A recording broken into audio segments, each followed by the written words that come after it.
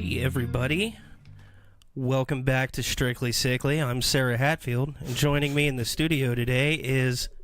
Oh shit, Sara Hatfield. Actually, I'm Ashton. Sarah's not feeling great. She's here with us though. Say hi. Hi. As always, while informed, we are not medical doctors. Any advice given on this show should not be substituted for professional medical opinion or treatment to your specific case. Always consult your physician before making any changes or treatments or routines. But you know what? This particular show, I think you can take our advice on this one, honestly. I mean, sure, consult your physician, but if your physician is telling you not to vaccinate... Probably get a new physician. Maybe. I don't know. I guess some people can have adverse reactions. I mean, we'll get into that later. Well, some people can have adverse reactions. So if your physician is telling you... The doctor won't not vaccinate. They won't give me a vaccine if I'm currently having flare symptoms because it can make it worse. So that would be a reason your doctor might tell you not to vaccinate right then. Okay. All right. How the hell did this mess start? Well, How did anti-vaxxers? These are the thing. Everybody knows what an people that are against vaccines. It's a big problem right now. Tell me, where did it start? When did the first vaccines even happen? Well, the early 1800s, I guess, is when the anti-vaxxer movement started. So when we're thinking about it in the modern way, you're thinking Andrew Wakefield and Jenny McCarthy, Jim Carrey, crazies. But with the smallpox vaccine, apparently came the first anti-vaxxers, and that was on a religious basis. It was unchristian. Did they think medicine in general was unchristian, or just like putting stuff into your body? What I looked up was specifically the smallpox vaccine. I guess it was playing God, or this is the right. information. It's the same argument against experimenting with stem cells and things like that. It's just playing God. Anything where you're altering the body or whatnot. But modern but even that seems mild in comparison, because like that was rooted in like in the early 1800s. That's rooted in this like level of ignorance where you know. But they didn't have Google. We like to think we're so much more sophisticated now. You know, we're more educated. We're more connected.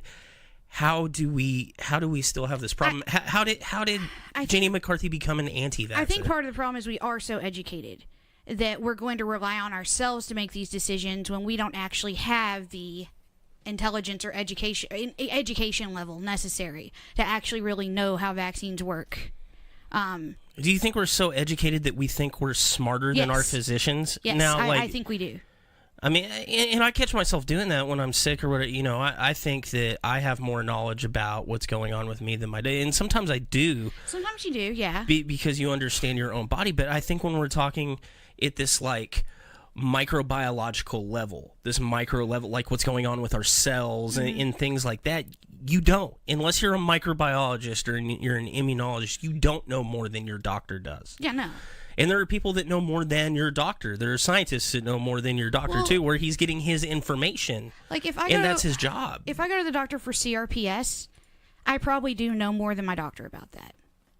But that's because it's a very specific thing for doctors to learn.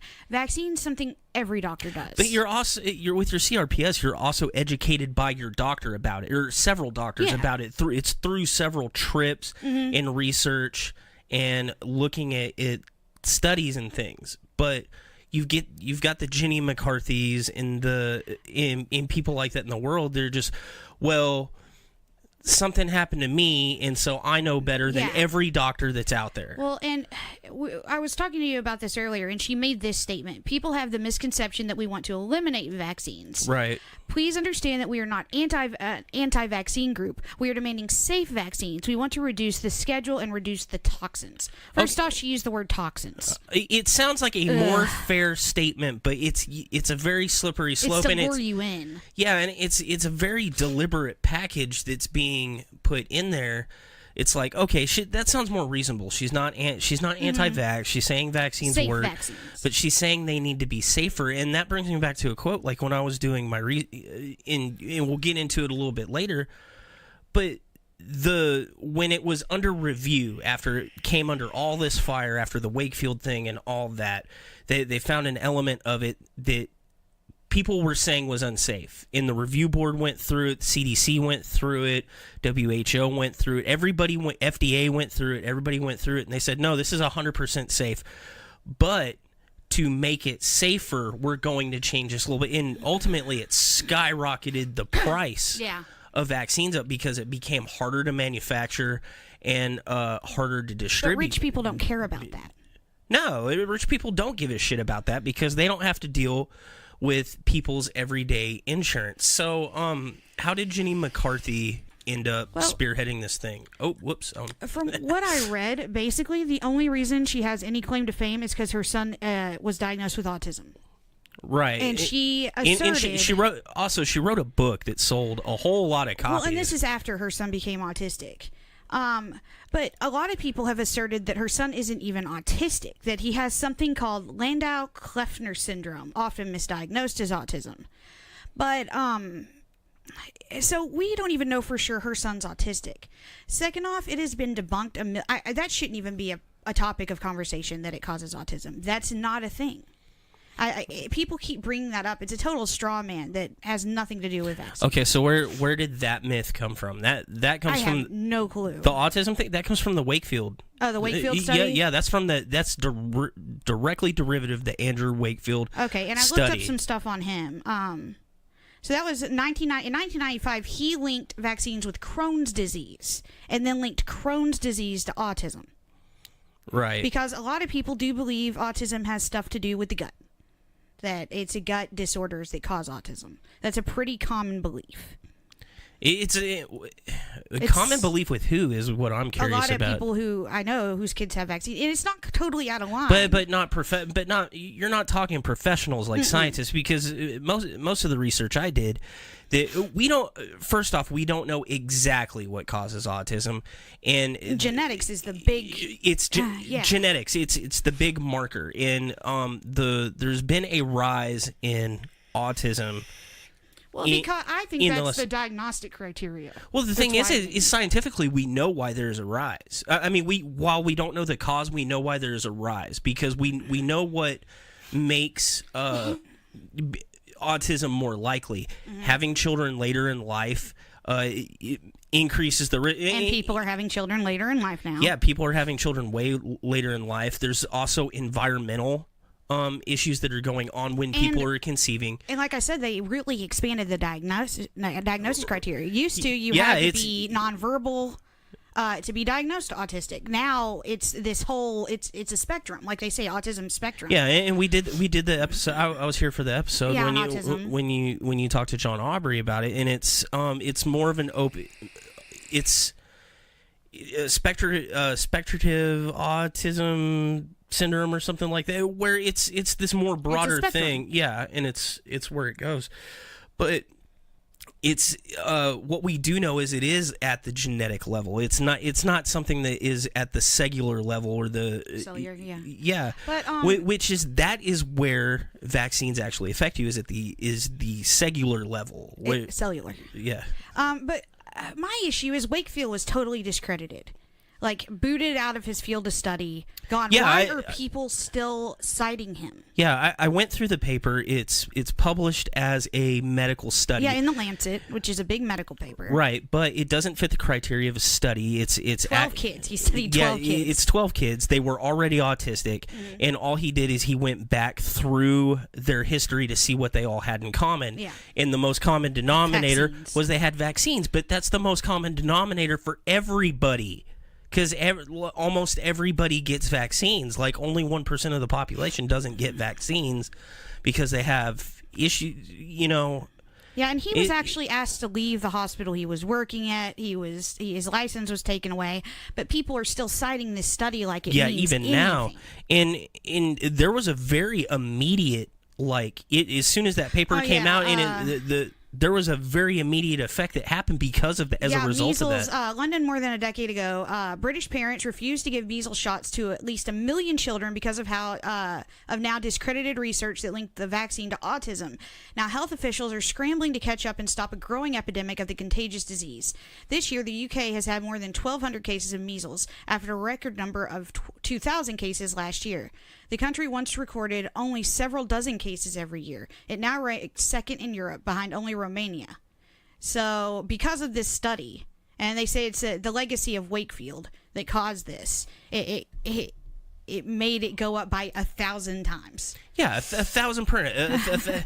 And not just 1,000% increase in people that got sick, 1,000% increase in people that died from vaccine preventable diseases, like immediately after, like as a result of this, and then after that, it was immediately like debunked as just faulty, shoddy science. The science wasn't even there. The vaccine rate went from over 90% to 54% after that study came out. That's insane. Yeah, that is the most detrimental impact to medical forward thinking that I can think of. Like I can't think of anything else where it was like it was a setback, where we made like all this progress. Like, oh, we did all this cancer research. We like think how far along we've come with HIV. Like now there's a pill you can take that makes that suppresses HIV so much that it goes all the way down to non-detectable levels in a test. What if you had that kind of setback with HIV? Like, people would still be dying in the streets. Like, no one even thinks about HIV/AIDS anymore, and it was like one of our biggest epidemics. Like, and it's still very dangerous, you know. But it's through like that education, and we're like educated about it, and it kind of makes those things go away.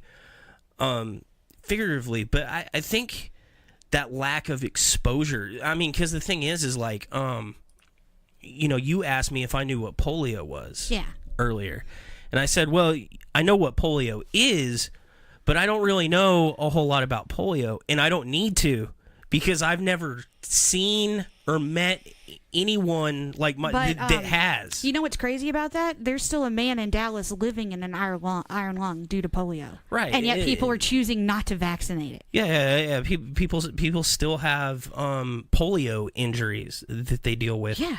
And it's totally nuts. And yeah, that Wakefield study was, and it's still quoted.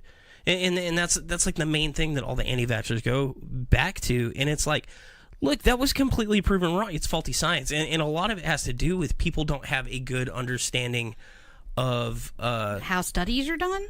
How science actually works, because people want a finite answer, because I think people get confused about like what proof, evidence, what a hypothesis is versus a theory, things like that, because the reality is you only have things like proof in mathematics and logic. Those are the only places.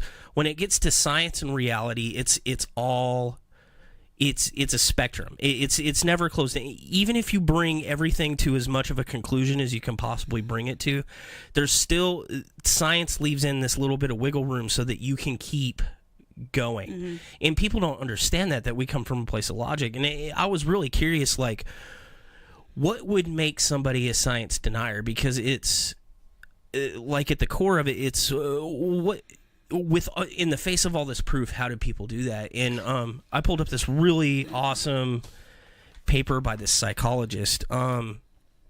He explains it, and it has almost nothing to do with the proof or the subject matter or anything like that. People who are science deniers, they display this trait called dichotomous thinking. It's black and white, no shades of gray. It's a prominent trait and a factor that shows up frequently in depression, anxiety, aggression, and especially borderline personality disorder.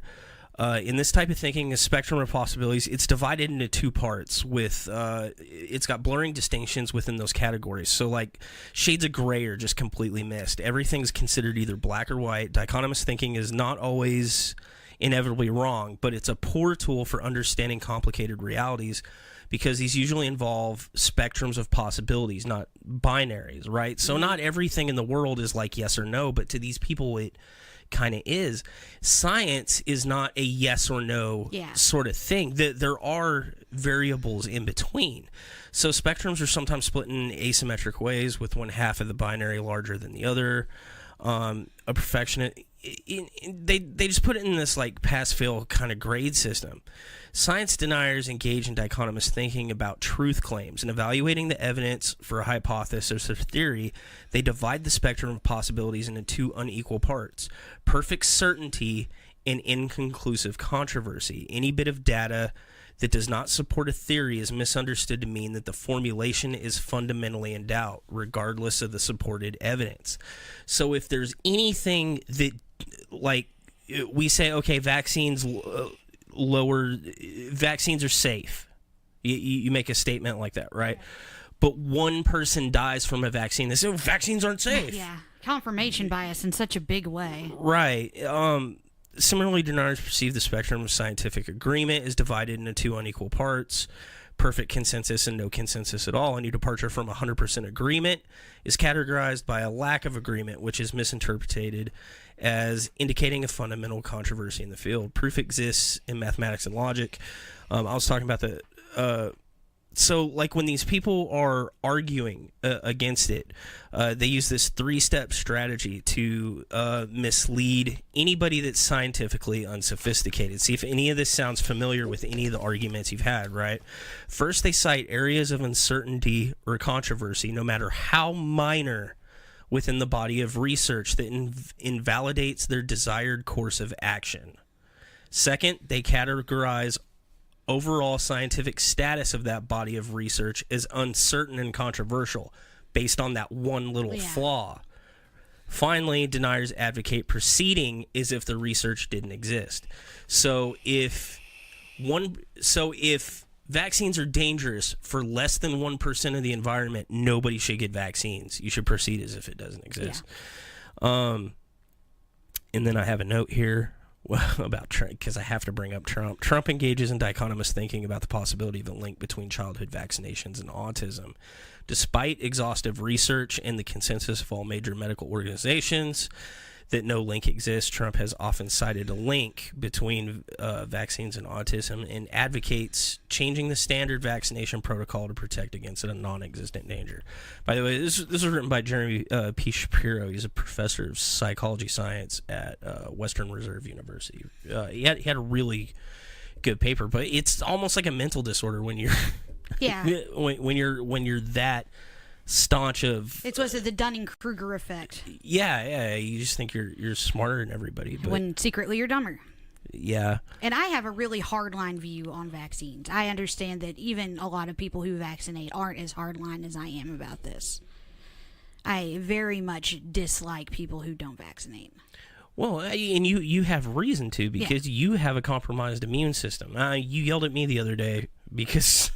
I know a bunch of people, because I was sick and I had people over, but like half my friends have compromised immune system, and that's a whole argument we had on here was people that go to work when I understand if you have to show up to work when you're sick, like if you're not going to get paid or you're going to get fired, but if you can miss and you still go to work sick, I think that's a cruel thing to do. Yeah.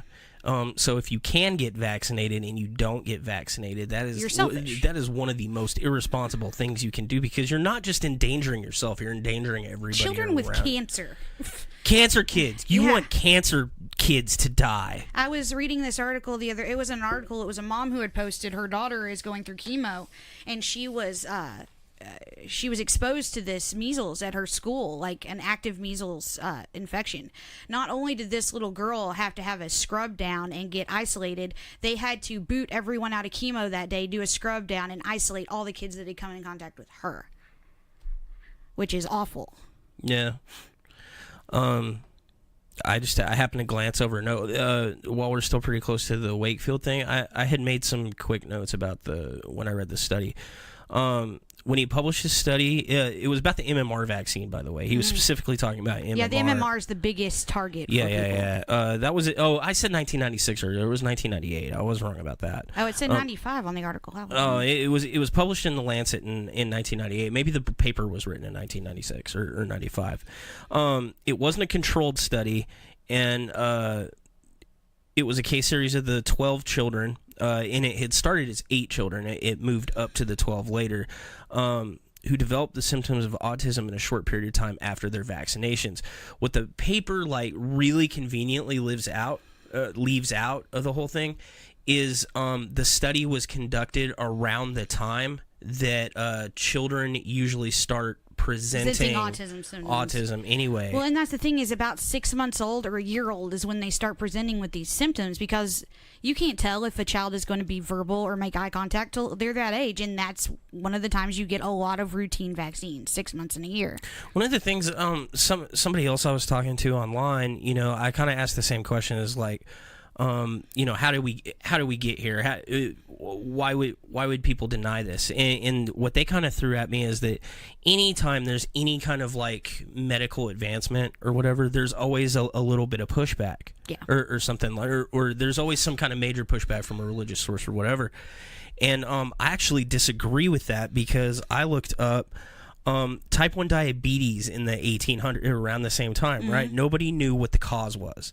Banting and Best discovered insulin in 1921, causing diabetes to magically become controllable, right? It never got one iota of pushback. After the study was done, the clinical trials were done, the FDA put it out, there were no problems. And insulin has side effects. It kills people. Too much of it, it'll kill you. Too little of it. Yeah. Too little of it, it'll kill you. It's way more dangerous than vaccines. The right amount of it can still make you sick. You can synthetic insulin. You can have reactions to it. Oh yeah. So it is actually more dangerous than a vaccine. No pushback at all. None, because who knows? It does. It's almost totally random. There's no rhyme or reason to it. So that argument that was kind of thrown at me, I completely disagree with that. Oh, Kristen joined. Yeah, I was talking to her. She didn't set an alarm. She was real tired. Okay. Well, we're sorry you're not feeling good, Kristen.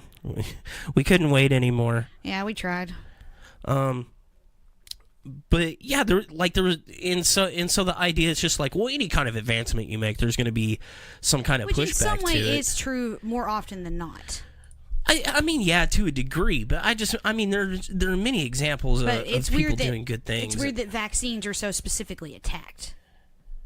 I think people are just scared of the idea that the solution to preventing a disease is directly injecting the disease into your body. Except that's not okay. So well, I know, but that's what everybody thinks. That's the basic idea. Yeah. I mean that is the basic idea. Yeah. It's a dead version of it, and that scares people. There are some attenuated live vaccines, and that's one of the arguments that I've gotten in a lot recently on my Facebook is, can the flu vaccine give you the flu? The answer is no. The injectable flu vaccine can absolutely not give you the flu. It doesn't give you the flu. I don't care if you got the shot then got the flu. You did not get it from the shot. I think there's a lot of terminology issue. Okay, so if you feel sick, you have flu-like symptoms, you might casually say, I got the flu.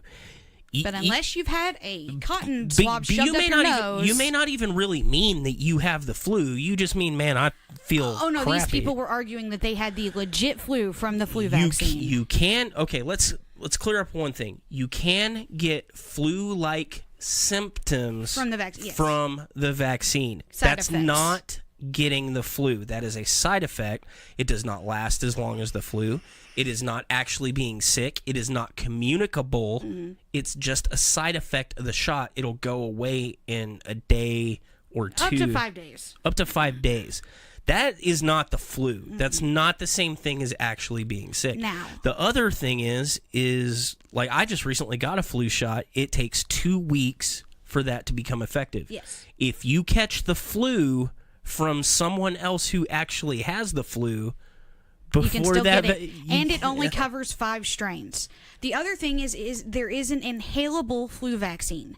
That is an attenuated or live and weakened virus. You can get the flu. You can get the flu from that. And that's why my son who has asthma cannot get the inhalable flu vaccine. Right. But the shot, it's a dead virus. And that's another one of those PR things like I was talking about earlier. Because people are afraid of the flu shot. They came up with these alternate methods of it that were more expensive or whatever, and as a result of that, Now there actually is a vaccine out there that you can get the flu, a very specific one, because I don't want to put info out onto the internet. And that's what they do at like the school. A lot of times they do vaccines at the school. They do the inhaled one instead of the shot. It's easier to do. Kids don't freak out. You don't have to have as much certification to do it. Yeah, it's kind of hard to screw up making a kid inhale some stuff, when they're pretty used to huffing pain anyway. But this argument that people are getting the flu from the flu shot, and people choose that as their hill to die on, and I don't get it. It is physically impossible for you to get the flu from the flu shot. That's the thing, and then they don't want to get it, and they'll also cite, well, it's not 100% effective anyway, so what's the point? No, this year it was only 30% effective, but that's 30% better than nothing. Yeah, on average it's only 30% on average effective. It's about 70% effective. Oh, I thought it was 30. I heard 30. But that was this year. But 30 is 30, bro. This year the vaccine got too warm in shipping, and it decreased its... there's a lot that goes into it, too, because there's different strains, and they have to predict... It only covers 5, yeah. Yeah, they got to predict ahead of time what strains and the mutations and things like that, and then there's cellular drift. That's why the year of H1N1, they had a specific H1N1 vaccine that came out after the regular flu shot. Yeah. And there have been a few years where we've completely missed. Like, it was like zero. I remember, I think it was 1999 or 2000, 2001. Somewhere like right in there. I was coming out of high school or something like that. It was 0% effective. Everybody got the flu. The shot didn't matter. We were all doomed. It was like it. But it's still really important to get that, because there's so many people who can't, and you can't risk them getting the flu. You're talking babies, old people, things like that. And the stat that I looked up, that is a vaccine preventable disease, even though it's not 100%, but that is a vaccine preventable disease that causes the most deaths worldwide and in the U.S. What I looked up was 80,000 deaths every year in the U.S., 200 of which are kids. Right there. Kids under 5 for something you can vaccinate. Over 60 for something you could vaccinate for. Like, we could if everybody went out and got the flu vaccine religiously every year, and it only held that 30% margin, you could cut that 80,000 down to 20,000. Yeah. And you could cut that 200 down to like 20. Like immediately. But and I don't understand why people rail against the flu vaccine. It's just a little shot. Like, why are people so weird about it? It's just a shot. I don't know. I guess if you have a phobia, I might give you a but little like leeway. You said, now you can get one through the nose, and then they have the one that they grow in eggs or whatever. And they use eggs for a lot. But if you're like me and you have a compromised immune system, I can't get the nasal vaccine either. Right. So. And compromised immune system, like real kids of like a certain, like different conditions can make it where you can't vaccinate for certain things or not vaccinate at all. Yeah. And that's the reason it's important for healthy people to vaccinate, because you're killing herd immunity. Yeah, you're killing those people. And what's funny is, even though that's the reason that healthy people should be vaccinating, that's one of the main arguments that anti-vaxxers why should I get the vaccine? Or why should herd immunity will protect me? Or why should it matter if I get the vaccine if you got the vaccine? Well, because it's still fallible. Every couple hundred shots, one of them doesn't take effect. People don't get their boosters. It's a really common problem that people don't get their boosters. I don't that, and people don't have a real knowledge about how immunity, unless you're an immunologist, you don't know how your immune system really works. I mean, I have a good idea. I'm really educated. You're really educated. We have a really good idea about how our immune system works, but we do not know it as well as an immunologist, someone who's that's their career. Yeah, like, hey, I spent 12 years studying this. Hey, I think that guy might know a little bit more than me. I don't need to know every single detail. Like, I can't tell you the molecular structure of a vaccine. No, I can't do that. Well, and part of the problem but guess what? Neither can the people that are saying it's not safe either. Is everyone is smart enough to read the vaccine insert, but they're not smart enough to compartmentalize that information in the right way. Yeah, they see one or two things about side effects, and it's completely It is. With vaccines, it's completely blown out of proportion. There are some drugs and stuff out there that have ridiculous side effects. And I don't know how they ever got passed, but. Well, you've got to say then the side effects must be better than whatever they're dealing with that they're treating. Right. So I was doing a lot of study about all getting ready for like this kind of discussion, because I was. This is kind of one of my hot button issues, which is why you want me on here, because me too, because it makes me so mad. Just because, and I'm not in the medical field at all. Like, I'm real heavy into science and like mechanical engineering, things like that. So I have a very good understanding of science and a respect for scientific studies, but I'm not an expert in immunology or biomechanics or anything like that. But I do understand, like, when I'm in, it irks me. But one thing I didn't know is it takes about 30 years of development to make one vaccine. Like, I was watching a lot of interviews with the guy that invented the rotavirus vaccine or whatever. It took him 26 years to develop the whole thing. So since I was a kid, this thing has been being developed, and it went through 26 years of development, study, research, clinical testing, clinical trials, human trials. So that's 30 years of that, and then it's had an additional 10 years to actually be out on the market. Yeah. So that's a lot of eyes on it to see what it happens. And like with just that one virus, just that one vaccine right there, like almost every other vaccine out, like MMR and everything else that's out there, it's a less than 1% rate where people are getting those side effects, injuries, or problems. Less than 1%. Like, that's nuts. Out of 100 people, that's a person's leg. Mm-hmm. Like, not even a whole person. Well, and Kristen on the messages mentioned that she has depression medication. It has a potential side effect of making you more depressed and suicidal.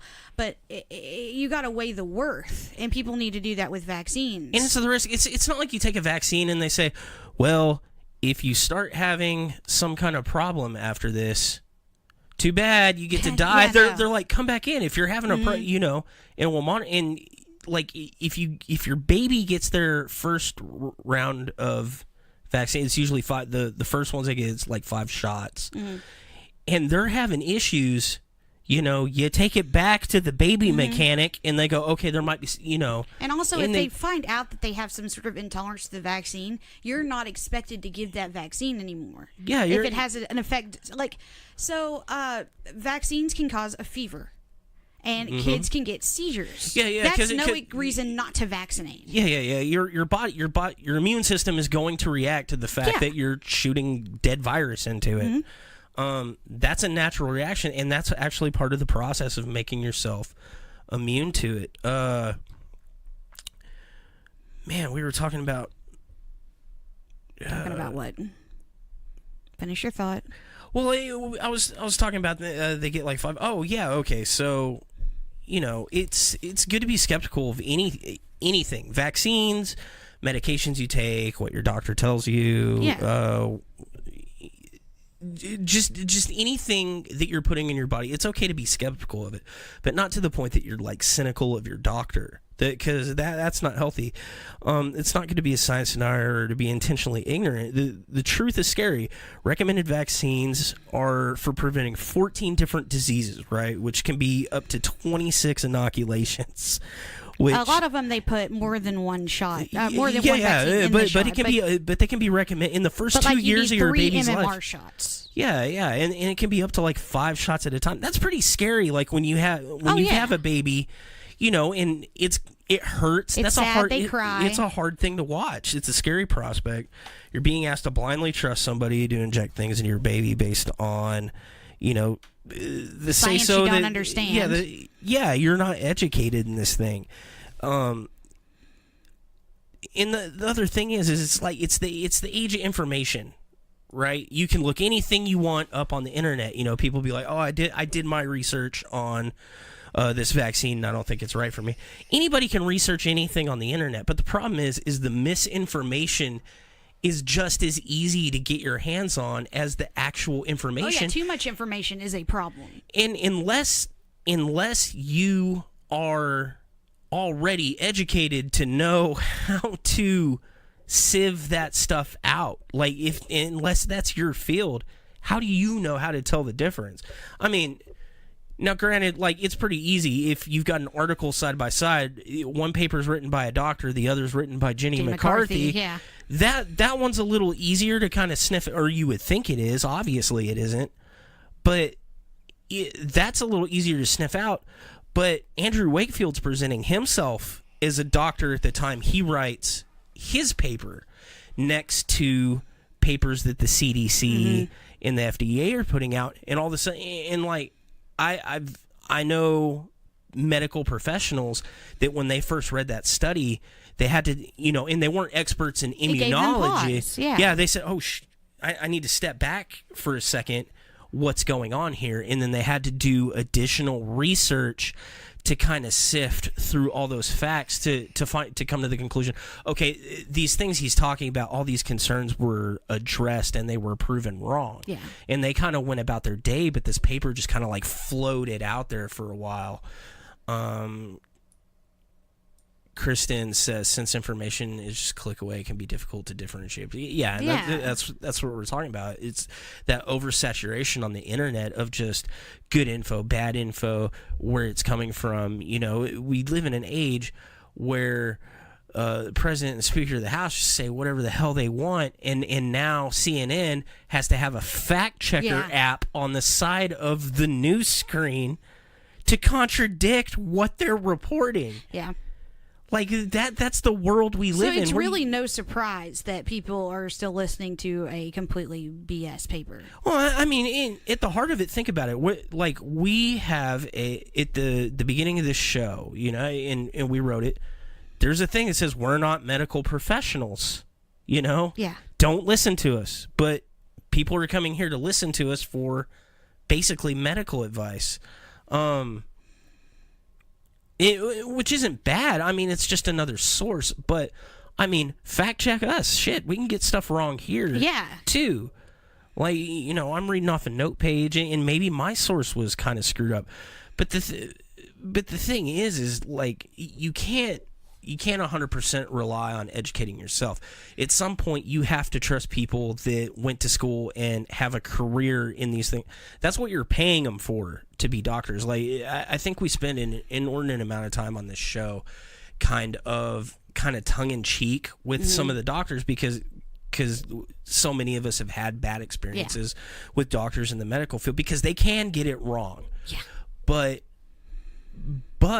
I don't think that we have ever refuted medical science on this show. The science isn't faulty. The ability to properly diagnose is faulty. And the way people treat you. Yeah, that's... Right, yeah. And that's more the thing. There's a problem with the system, but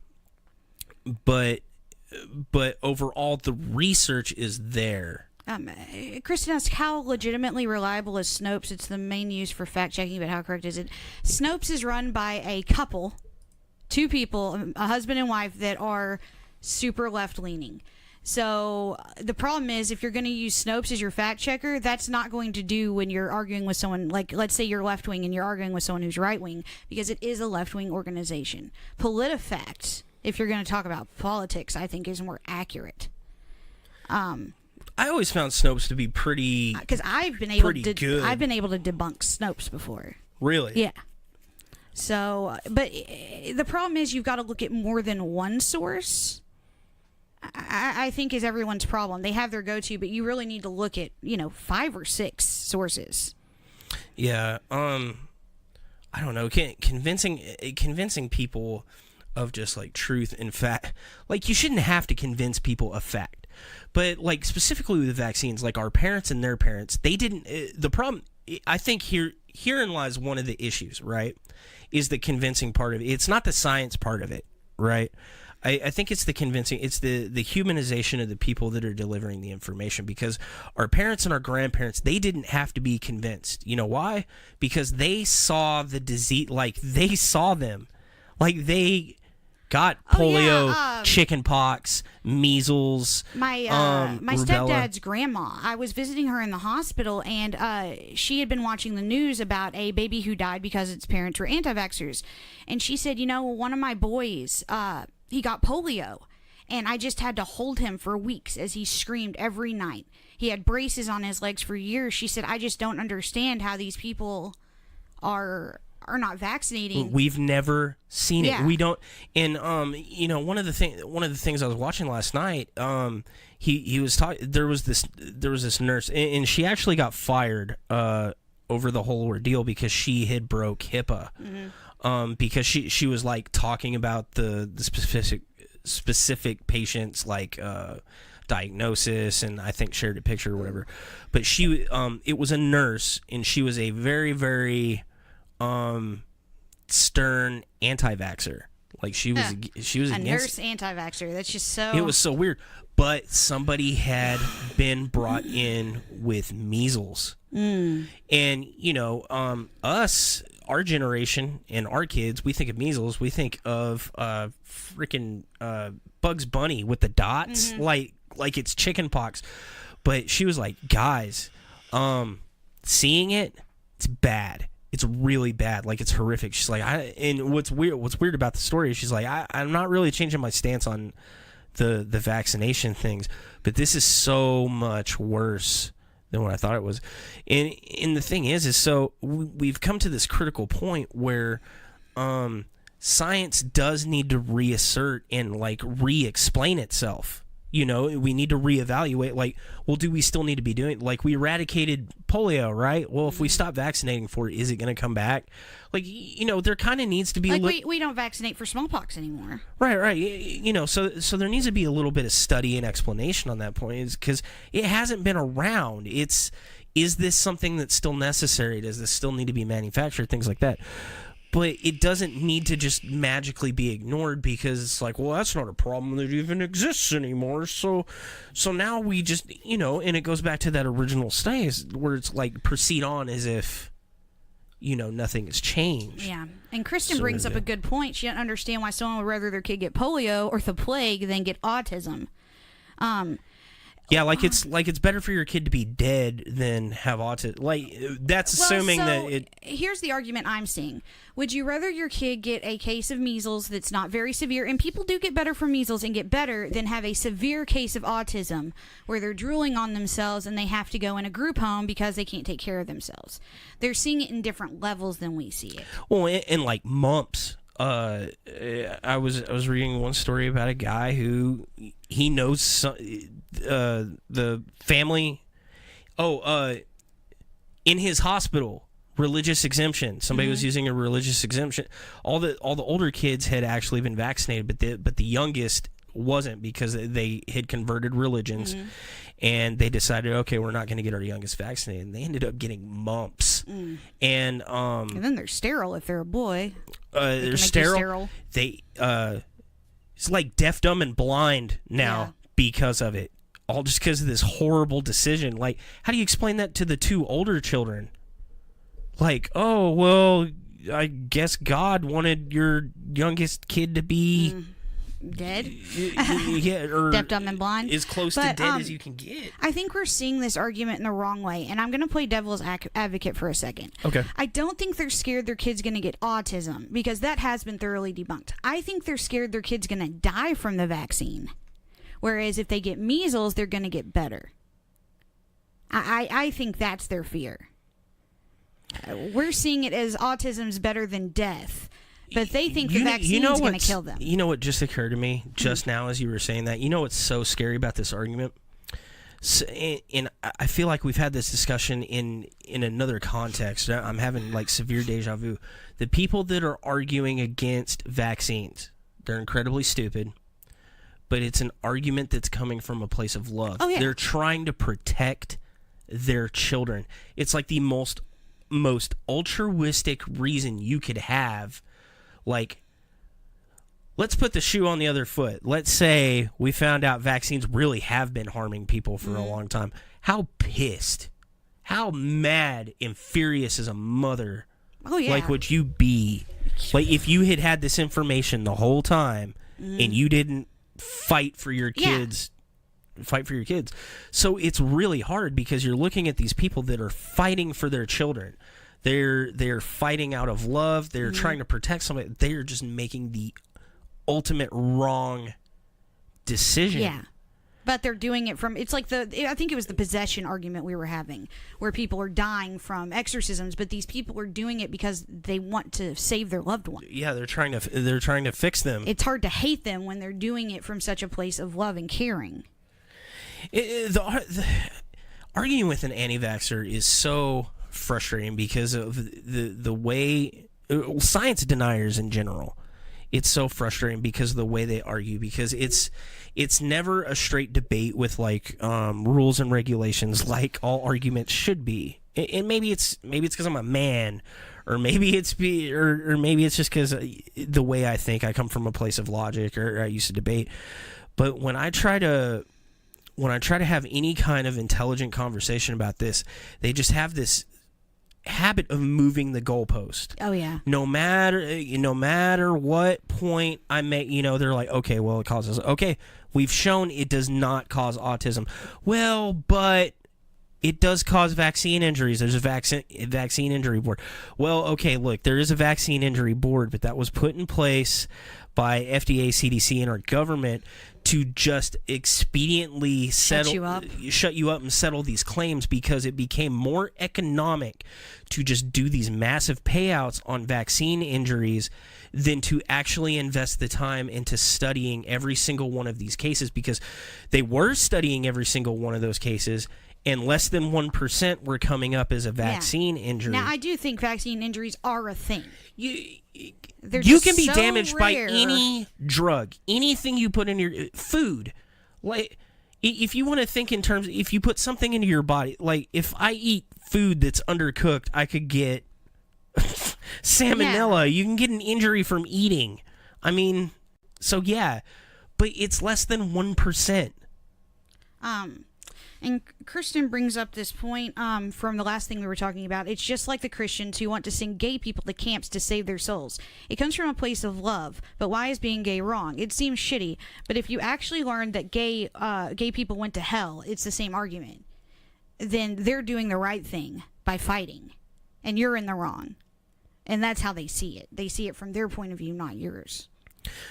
But and that's the thing. Like, I just took a 5-second break to look at it from their perspective, but they won't take a 5-second break to look at it from the perspective of, oh my God, there's all this proof. Yeah, there's hundreds. Okay, so the first vaccine for smallpox was made in the early 1800s. Yes. It is 2019 now. Hey, I got that right on the first try. That's over 200 years, and they're still having the same damn argument of research. Like, we've seen it. So like right now we were talking about the HPV vaccine, which is that's like the most controversial vaccine at the moment. Yeah, well, maybe next to the flu vaccine. And it shot like right up to the top of my list of things I think are important. Like, now I think I should go get an HPV vaccine. Everyone really should. I think everybody should, because of the cancer prevention, all those things. But it is the most looked at. It's the most recent one, and it is the most looked at one. There are over 1 million people who have had this vaccine, and it has been watched for the past 10 years to see what would happen. And lo and behold, guess what? It shows the same thing that it did in the 30 years of development that it took to make it in the clinical trials. And it's like, okay, like there's this overwhelmingly staggering amount of proof, but then you get down to this like one little point that somebody wants to make about one little thing that's often the wrong thing. I don't think a lot of people can look at things from the opposite perspective. We can play devil's advocate and see things from other sides, but there's so many people that are hard-headed and won't see any other perspective than their own. I mean, and that's just human nature. You can pretend to see. It is frustrating, though, when we strive so hard to see it from the other perspective, and it doesn't feel like they're doing But I the think same. that's what makes great leaders and great people. Like, those are the people that stand out. If you look at anybody that was actually a great leader or even a great manipulator, maybe great's the wrong word, good at it, Yeah. Proficient, are people that can step outside of themselves and see something from somebody else's perspective, either to empathize or to manipulate that situation. Yeah. I mean, those are like the keys to life right there, and people that are able to do that sort of thing are able to excel and do great or terrible things. She lost my place. Brr. But yeah, like our parents didn't have to, like, nobody had to go door to door to our grandparents or our parents and say, hey, these vaccines are really safe. You totally don't have to worry about autism or dying or injuries or anything. Like, you don't have to do that. All they said is, hey, we found this thing, your kids and their kids and their kids, we could get rid of polio. Like, right now, all you gotta do is go get this shot. And they jumped on that. They're like, holy crap, how do you we're kind of curious how. Well, we're gonna take dead polio, we're gonna shove it in you so your body knows how to fight it. So they used cowpox for the smallpox vaccine. Mm-hmm. And people were just like, hell yeah, smallpox is awful. Holy crap, did you know there's a chickenpox vaccine? Yeah, varicella. My kids have both gotten their varicella vaccine. Okay, so I'm from an age, so I can't believe I lived through something historic, right? A new vaccine to stop a disease you got and I got. Yeah, so you know how I got chickenpox? Your sibling got it and your parents were like, go hug them. Yeah, okay, so that's what a lot of anti-vaxxers now are doing. They're having pox parties. Pox parties, oh my God, most dangerous thing ever. Did you know I didn't know chickenpox was deadly. Oh yeah, they're talking about actually prosecuting a mom that threw a pox party and her kid died. Chickenpox is one of those things that it's a lot less deadly or dangerous if you get it when you're really little. The problem is the prevalence got really low and people weren't getting it till they were in their teens or late teens, and it's so much more likely to kill you. I didn't know that they like busted open and got like these horrible. You can get them in your lungs. You can get them. My brother got them down his throat. So I was reading about like pox parties and chicken pox and how chicken pox can actually kill you. And it's something I knew nothing about at the time that I had chicken pox. And now I'm mad at my mother all over again. Oh, Kristen said the same thing. We all got it the same way. Go hug your riddled brother. Oh, my God. Just to think, like, I spent an entire week and a half living in a bathtub of oatmeal. I could have died. Well, I could have died, Sarah. The vaccine's also better for, because then you could get the shingles vaccine. Yeah. Because if you got chickenpox as a kid, now you're at risk for shingles your entire life. And now they can stop that. Yeah. They Mina says, my grandmother has shingles now because she didn't have the chickenpox. They were awful. Yeah, I've had shingles. Shingles suck. I'm probably...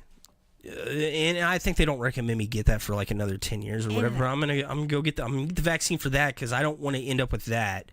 Because I've seen people that have got it. Oh, shingles are awful. And you can get, Jeremy came over one day and had shingles. Oh my God. And my neighbors were anti-vaxxers. And we had to go inform the parents because you can get chickenpox from shingle sores. And her parents did not care. Like, she could get chickenpox from this. Oh, well, she'll get chickenpox. Like, oh, shit. Oh my God. You can get chickenpox from shingle sores. I didn't realize like how, like I was totally ignorant to it as a kid.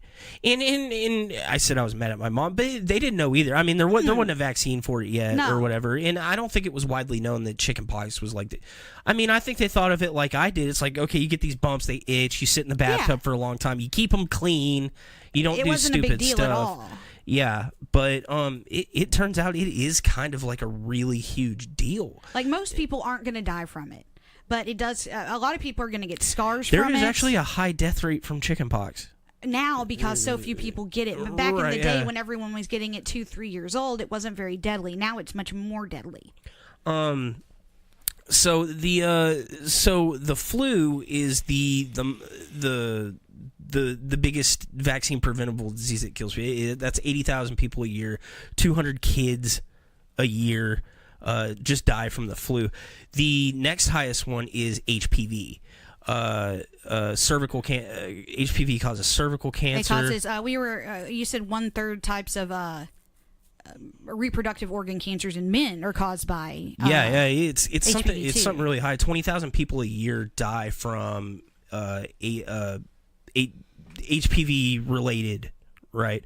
And then, oh man, so many numbers up there. I had so much rage earlier. I was so ready for this episode, and then I spewed rage. But yeah, 20,000 people you're dying. And the thing is that number is so high that if you take every other vaccine preventable disease and put it together, it doesn't total that 20,000 a year. So the HPV thing has as soon as I started reading on the facts about that, that has immediately become my new crusade sort of thing on vaccine, because that is also a really controversial one. Well, and you were telling me when about you. Yeah, I was telling you, I went to the doctor a few years ago and requested the HPV vaccine, and my doctor refused to give it to me because I don't live a high-risk lifestyle. And this was, I say a few years ago, but it was when the vaccine was first becoming a thing, and it caused a higher than normal instance of Guillain-Barré in vaccines, but still that higher than normal incidence is still 0.1%. Oh, I got my number. It's the number 2 disease is HPV, Gardasil 9. 29,000 cases. It's 29,000 people, right? 29,000 cases on cancer per year, and 5,000 deaths a year. That 5,000 deaths, with the exception of the flu, is more than all other vaccine preventable diseases deaths combined. And so I got my numbers a little bit goofy there because I was trying to flow. And I took Caitlin, or Steven took her a few months ago, and it takes 2 shots. So she got her HPV vaccine this year, and my son will be getting that when he's old. I wanted to live stream me getting my my flu shot, which I found out pretty much every place will let you do that, except the place where I got my flu shot, CVS. It does. I mean, a lot of people are real weird about that because HIPAA.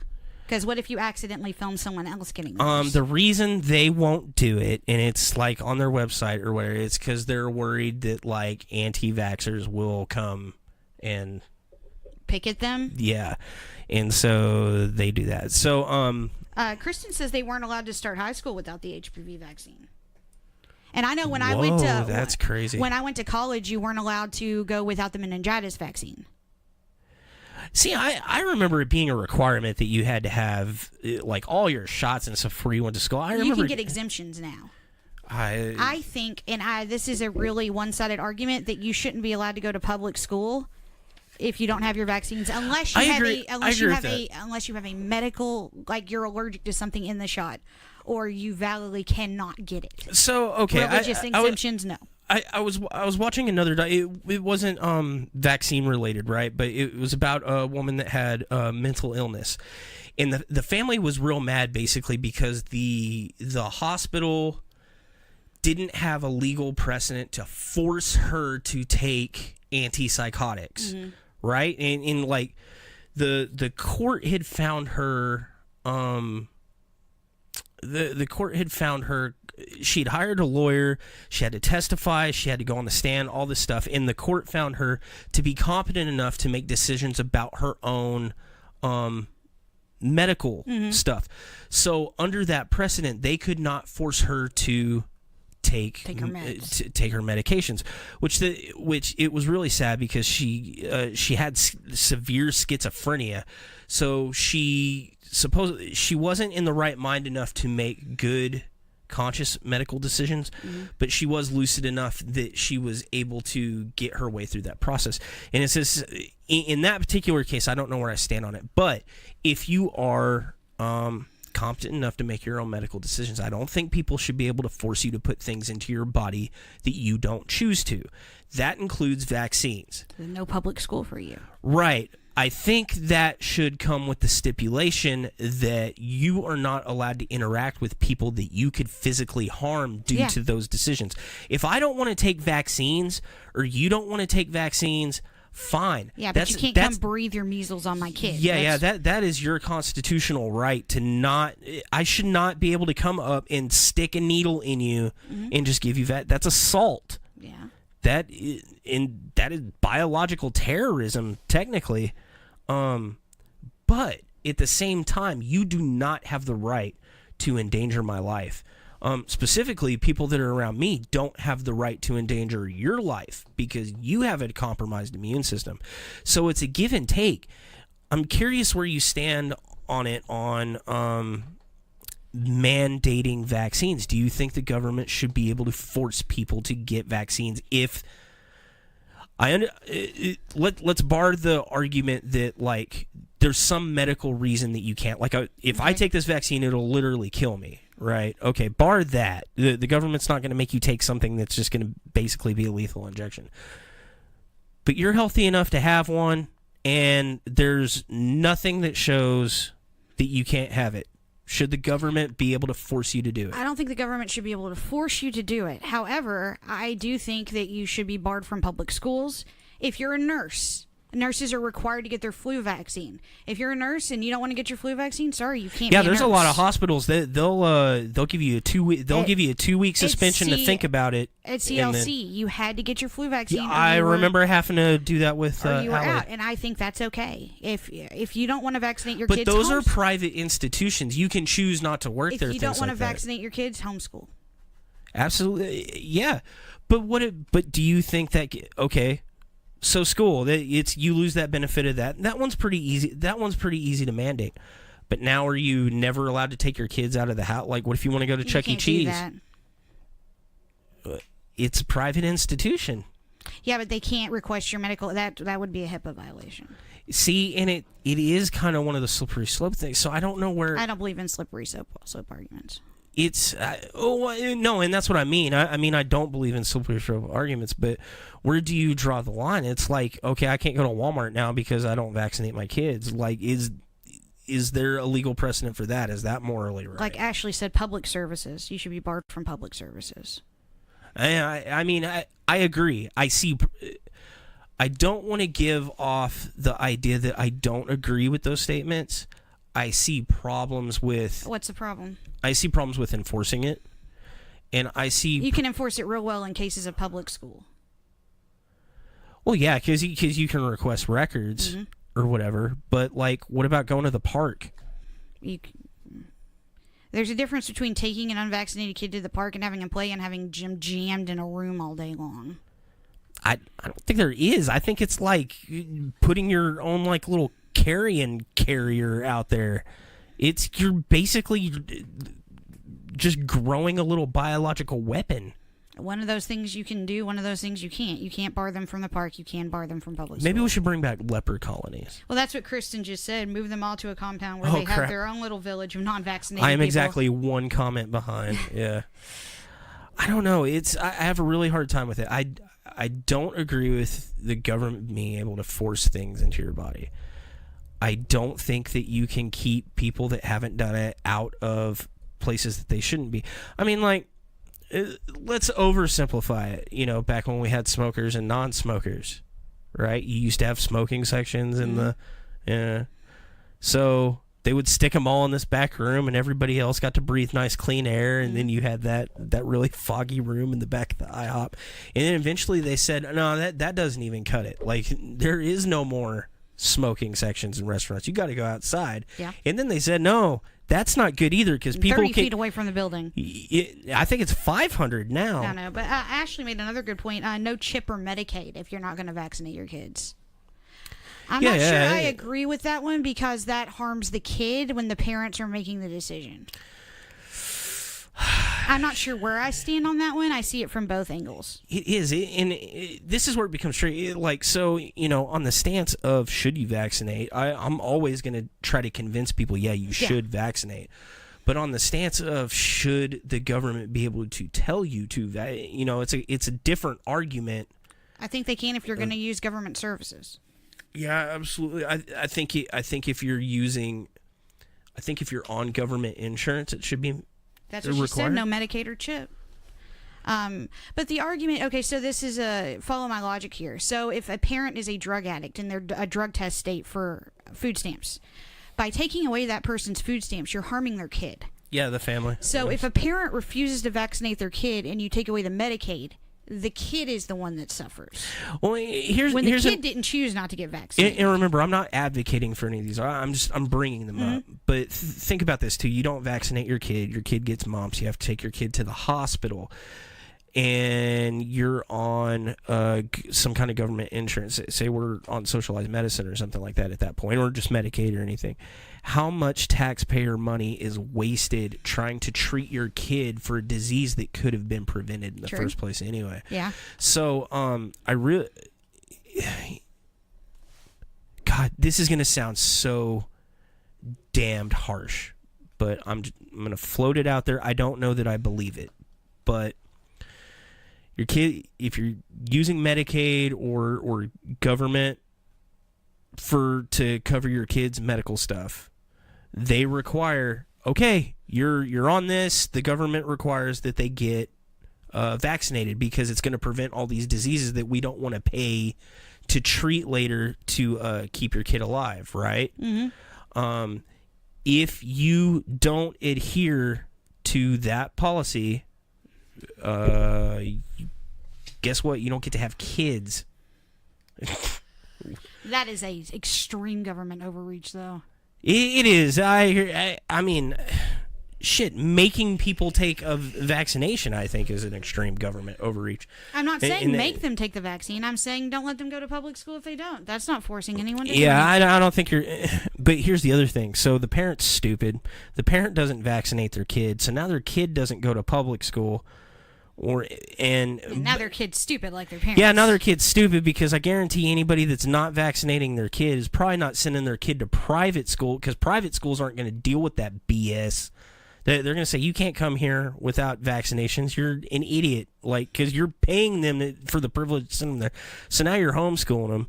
The person that made this decision in the first place is an idiot and is going to teach her kids all these idiot things.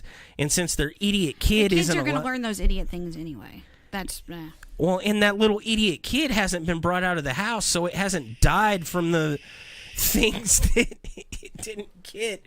It's a horrible cycle. It's idiocracy. Yeah. It's horrible. Kristen says, I wish there could be a list of requirements for people to have kids. And if they don't meet the requirements or break any of the rules, no kids for you. Aaron says, homeschooling is self-enforcing echo chamber for idiot ideas. It's true. I love homeschooling. If I was doing it. Well, I'm considering homeschooling Caitlin next year, but I'm going to be using the public school curriculum. Yeah, and I don't know. It gets really, really harsh, really, really fast. Okay, so let's talk about some. So we've talked about where the anti-vax movement come from. Reasons people think, I shouldn't vaccinate. Kind of the thinking, how they have denied. Let's talk about some of the specifics of the vaccine, like the chemical composition, things like that. First of all, vaccines work on the biological level, the you corrected me earlier. Cellular level, not the genetic level. So it cannot cause autism. But anyway, we already know that vaccines don't cause autism. We're just going to continue with that presupposition from here on out. Yeah. If you want to argue that vaccines cause autism, I would tell you to post facts, but there are none. Yeah. So good luck with that. We're going to accept the facts that vaccines can cause side effects. They can cause injuries. Define injury. Define what a vaccine injury is. They can kill you. They can cause seizures. Kill you. I like how kill you is A at the top of the list and considered an injury. Oh, I got injured. Oh, what happened? I died. If you get a vaccine, let's say it causes a high fever, it can cause brain damage. Mm-hmm. Now, these things, like I said, are very rare. This is a 0.1%. It can cause SIDS, but that's probably from encephalitis, from a fever, seizures, death. But these things are so rare, they're almost not worth... I mean, they're worth talking about for the one kid in a million that happens to. Right, yeah. But okay, so it sounds like a very like the Jenny McCarthy thing. When you read it off the front page, it sounds like a reasonable argument. Mm-hmm. We want safer vaccines. Well, you want safer everything. You want safer cars, safer stoves. Well, I was going to say it can also cause low-level injuries like allergic reactions, spot swelling, that sort of thing. But things that are going to go away. Right. Any medication you take is going to cause side effects. So the safer and so you're talking about vaccine injuries. They do happen. It is a reality. It is a fact. We can't get around. It's that one sticking point. And you're not going to make them any safer. That's right. Yeah, because they're already 100% safe. Yeah. Like literally 99.99999% safe. Yeah, guess what? That's 100. Yeah. That's how that works. I know. That's the reality.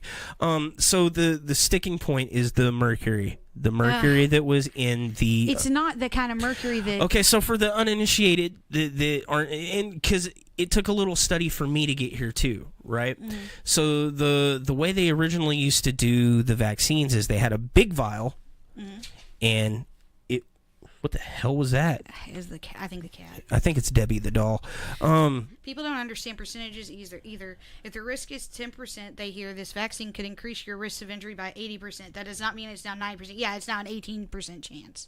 Yeah, it's a percent of that original percent. It's not a whole new number. Yeah.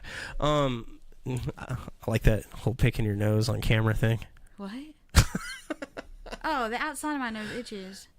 Is that a vaccine injury? Yes. So the methyl it's a preservative that's in there because the original way we used to do vaccines is we had a big vial, we had a big vat. Yeah, you pull out of the big vial instead of the single dose that you have now. Yeah, and you give it to over multiple courses and to multiple children mm-hmm. and adults and stuff like that. But the problem was before we put any preservatives in it, back through multiple stabs. As soon as you poke a hole in that, it's degrading. Yeah, and there's bacteria gets in it, and so we were spreading, even though we were using sterile equipment, spreading disease, other disease not related. You get cellulitis from. Yeah, which is it turns out I found out here recently that is a really bad thing to get. And another interesting thing, the condition I have, complex regional pain syndrome, can be caused by vaccines because it can be caused by any damage.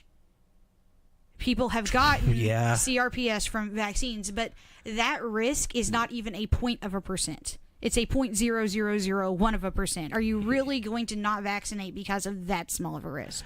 And I like the way you said that too. It's not 0.00001%. It's 0.0001 of a percent. Yeah. I don't think people don't math they don't. Well, I don't math either, but vaccines are good for you. I don't know. I like when you say those numbers, it just makes me warm and fuzzy because I do all the gravitational stuff mm-hmm. in my other fake life on the internet, and I'm just like, oh, I know what that actually means. I get that is a fraction of an atom. Yes. Yeah, and it's it's nuts. But anyway, so they started putting what's called methyl mercury in it. Which is a preservative which keeps bacteria and people hear mercury and they go cancer. Right, they're like, hey, I remember that from high school. Except it's chemistry. Not the same kind of mercury. It's not. No, it is not organic mercury. The thing here's what's really funny about it. So let me go on a rant about mercury for a minute. You mind if I do a rant about mercury? Go ahead, sir. Okay, so here's the thing with organic. If you live on planet Earth, if you've ever come in contact with the ground. Yeah, you're getting mercury. You have mercury in your blood. The amount of mercury... It's like formaldehyde. We all have formaldehyde in our blood. The amount of mercury that is already in your body just from living on this planet is more than what's in that entire vial of... Your yelling hurts me. I'm sorry, but You have more mercury currently in your blood than what's in that entire vial, keeping the bacteria out It's like of it. people argue against formaldehyde in vaccines, but there's more formaldehyde in an apple than in that vaccine. Or a cigarette. Yeah. But seriously, in health food, there's more bad things than are in that vaccine. Yeah, Jenny McCarthy. Okay, so what made Jenny McCarthy famous? She used to just get I don't know. She used to get blasted and be gross like on TV. She's a female comedian or whatever. So while she's just dumping alcohol into her face, she's like, Vaccines are bad. They cause autism. yeah, okay. So anyway, so everybody was griping about methyl mercury because they recognized the word mercury from it and said, "Oh, hey, this is a poison. It's toxin. This is what's causing it." Blah blah blah. So it came back in front of the FCC, the HWO board, and it came up for review. They're like, "Oh crap, there's mercury in here," and then they did this like 4-year re-study of something that we already knew was 100% safe. And at the end of this study, they go, "Oh, hey, yeah, it's fine." And the problem is that's a big money sink. Yeah, when we could be improving things, we're studying things that already are okay. We waste all this money looking at something that we already knew was perfectly fine. Okay, they said, "Oh, it's methyl mercury, not organic mercury." What the heck? And there's like, okay, well, and I think the way the paper states it is, even though this preservative is perfectly safe, the word's perfectly safe, even though we know it's perfectly safe, to be safer, we're going to remove it. That is the biggest PR piece of crap I've ever heard of. You can't, if something is perfectly safe, you can't make it safer. That's like, what? It's like, even though condoms are 99.9% effective, we're going to make you wear 2 to make them 99.99% effective. Huh? What? No, now air gets trapped between...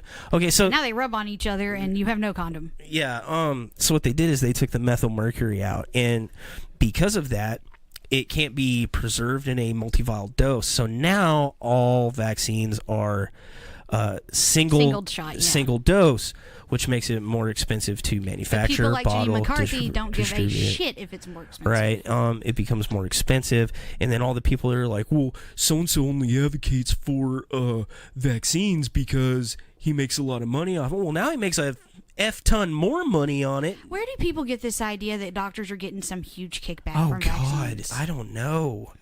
Stupid. The doctor, the scientist that made the rotavirus vaccine, I saw a bunch of claims like, oh, he's made billions of dollars off of this vaccine. No, he only makes, first off, the people that invented it, it's a 10% cut. The hospital makes the other 90% off of it. They make 10%. He has to split that 3 ways with somebody else. Now, granted, that's $500,000, like a year or something. That's a lot of money to like me and you or whatever. But for somebody that spent 30, like, think of that, for 30 years, he didn't get paid to do jack. Yeah. It's like he owns the patent on it or whatever, and he basically sold it out to. He's making money off it, but guess what? The dude kind of. He cured rotavirus. Well, and Sabin and Salk that originally came up with the polio vaccine, one did the inhaled vaccine and one did the shot. One of the guys originally wouldn't take any money for it. He just gave away the vaccine. When he could have made money off this patent, he chose not to so that it could be given to more people. The people that are making vaccines are probably some of the few people that legitimately care. Yeah, absolutely. Yeah, because they're not doing it for money. They are skewing their life almost entirely to develop the 30. Could you imagine? Like, I have a hard time working on our episodes for our investigations. For a month, yeah. That's like a month of my life where I'm just like going through evidence and all that crud, just to make a 30-minute episode. I can't imagine dedicating 30 years. I'm only 36 years old, so... Yeah, that's your entire life. Yeah. Past the age of 10. 30 that's like half of someone else's life, you know. Oh, I dedicated half my life to make this. There are easier ways, like, if If they have that ability, they have better ways to make money. Yeah. Well, there are way easier ways to make money than to go to school for 12 years and become like a certified badass scientist genius. Oh, that's how I'm going to make my millions. Dude, if you just want to make millions, go be a Kardashian. Yeah, Kristen says, dude, I can't dedicate an hour of my day to anything except mindless crap. Yeah. Like, I don't know. It's the same thinking that like just gets conspiracy theorists up in the morning. They're like, oh, it's all Bill Money, man. Big pharma. It's not. Okay. Is pharma kind of corrupt? Yeah, there's a lot of them that are. There's some stuff out there, but not the vaccine, not the people that are developing through the CDC and things like that. They are not getting those people aren't getting like these magical kickbacks that you're imagining. I mean, they're well off. And it's well deserved. I mean, that's a lot of school. That's a lot of their life just completely sacrificed. It's a lot of traveling. They often have to learn multiple languages because they got to communicate with other scientists from other countries. There's so much that goes into it that I just don't think people really understand. Like when I first looked it up and I realized that it took 26 years to make one. I was like, holy crap! I didn't even know. I'm speechless about it because, holy crap, that is monumental. That's like Nobel Prize like level. Oh, hey, you made a vaccine. Like no one ever has to get sick from this ever again. Holy S, that is awesome. But so they take the mercury out of it, and now they're all single shot, and it's just like inhibitively like more expensive. Prohibitively expensive. Yeah. Sorry, prohibitively expensive to do vaccines. The other point of contention that got brought up the other day by one of my friends when I was kind of talking about what we were going to go over in the show was so there's this report on safety that the CDC is supposed to release every year on specifically vaccines. I guess they're and they haven't done it for right. They got popped because they didn't do it for 30 years, and she wanted to know what my thoughts were on that. And so, like, so first off, that is a true fact. The CDC did not release their annual safety report for 30 years. They just kind of like, oops, forgot to do it, and then when all this stuff hit the fan, you know, they were taken to court over it because they couldn't produce the documents, and it was this big, huge deal on why weren't these documents produced, everything.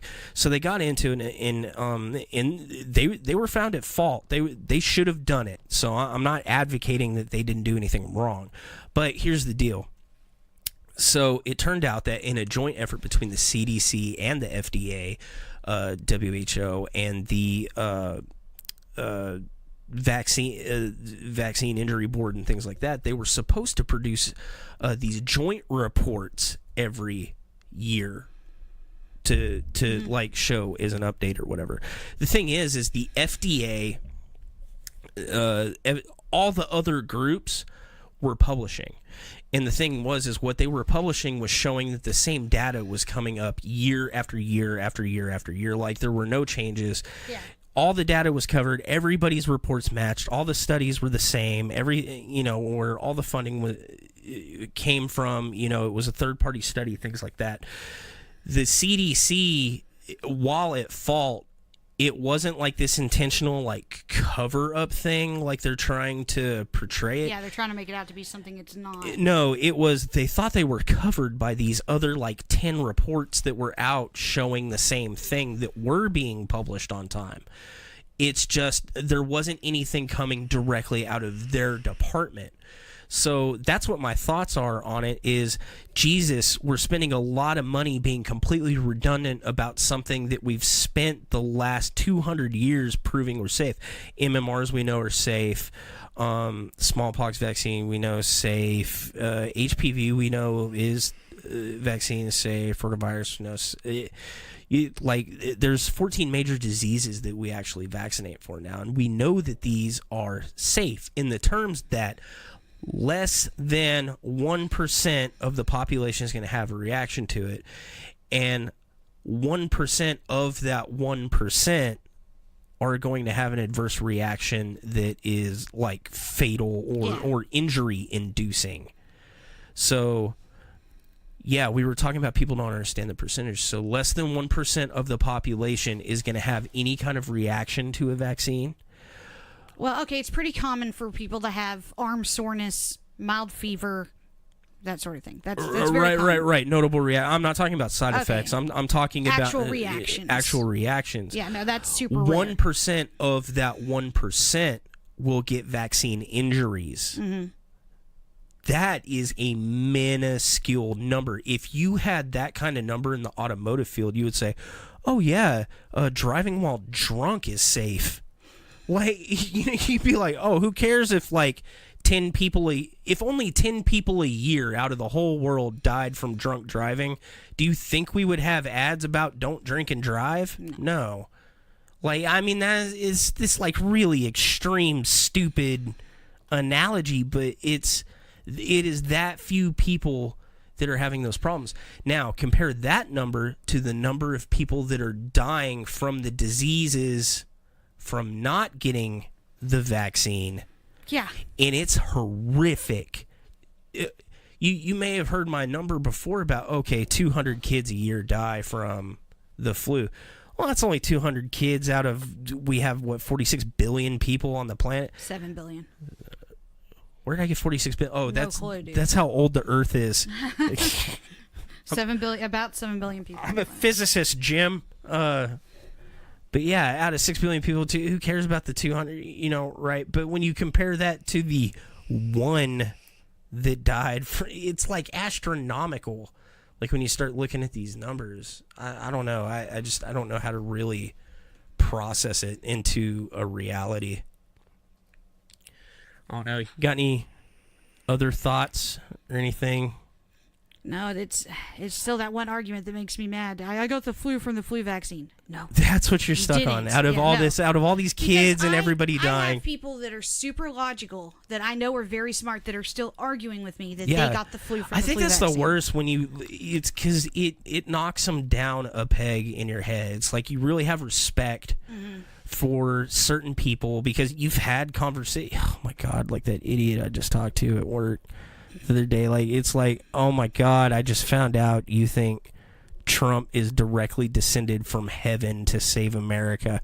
I can no longer believe anything you say now. It's just horrible. We get another comment. Get your vaccines, is what Kristen says. Yeah, absolutely.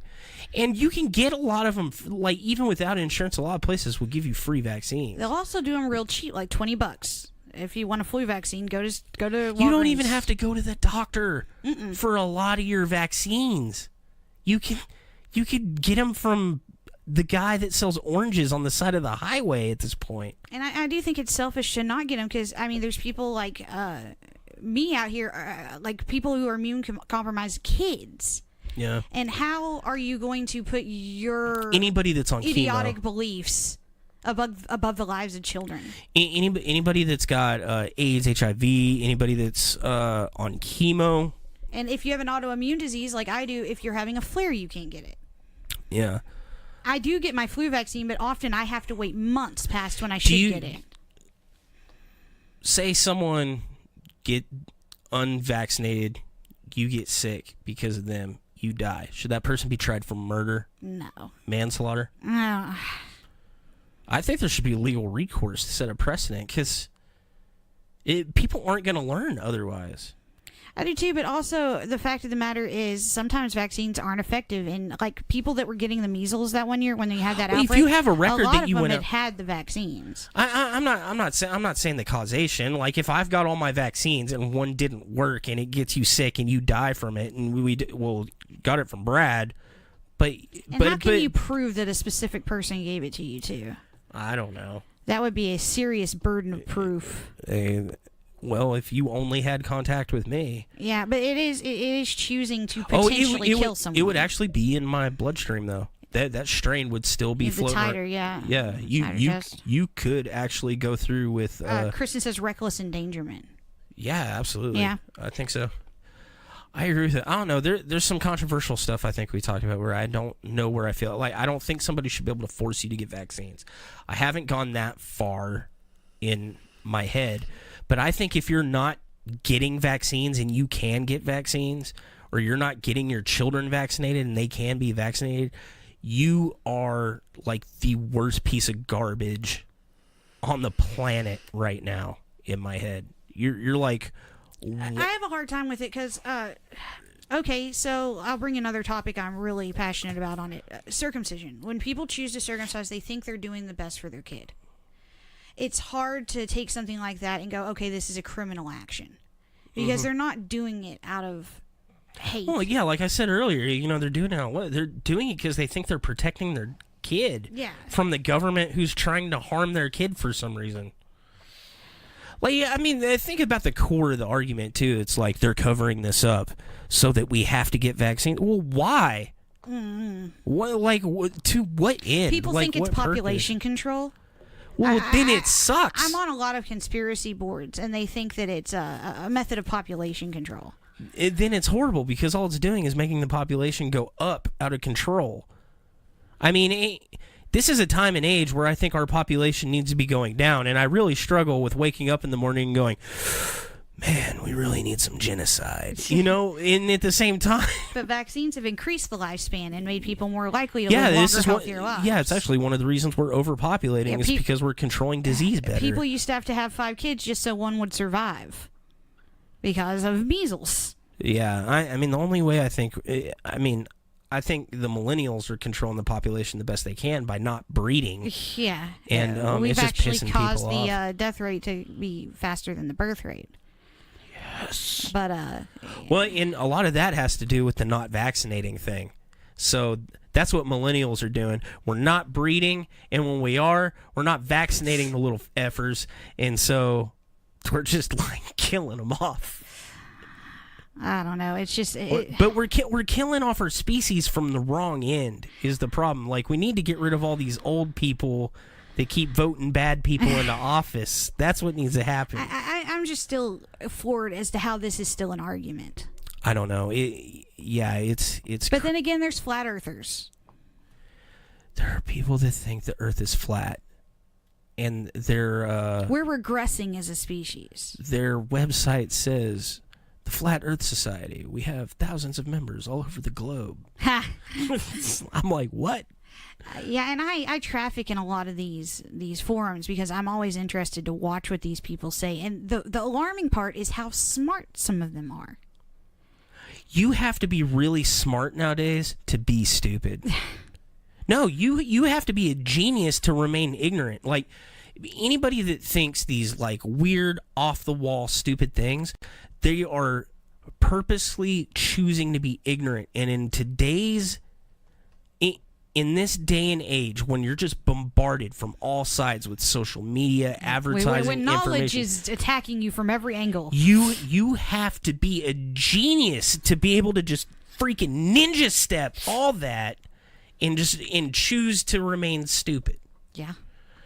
Anyway, thanks for having me on the show. I know, it was good. I'm glad to have you on. Yeah, I'm sorry you were feeling under the weather. I'm just tired.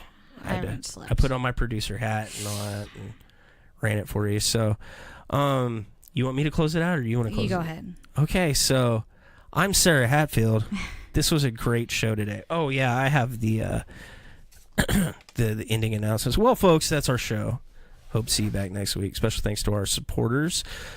Screen name for being tonight's top commenter. Who is tonight's top commenter? I don't know. Kristen commented a lot. Damn you, Kristen. You could have commented here, but you fell Kristen asleep. says sorry she didn't show. Yeah, Kristen misses it, but she'll be on next time, hopefully. Okay. If you'd like to catch past episodes of the show, you can check us out on our Facebook page, Podbean, or search for keyword Strictly Sickly in iTunes. If you haven't, and we're actually about to be on Spotify too. If you have any questions or comments about tonight's topic or things you might like to see covered on future episodes, please contact us via private message or send us an email at strictlysicklypodcast@gmail.com. And we're doing the NTP podcast on Saturday. Yes. All right, guys. Everybody Thanks have for watching. good night. Vaccinate your kids.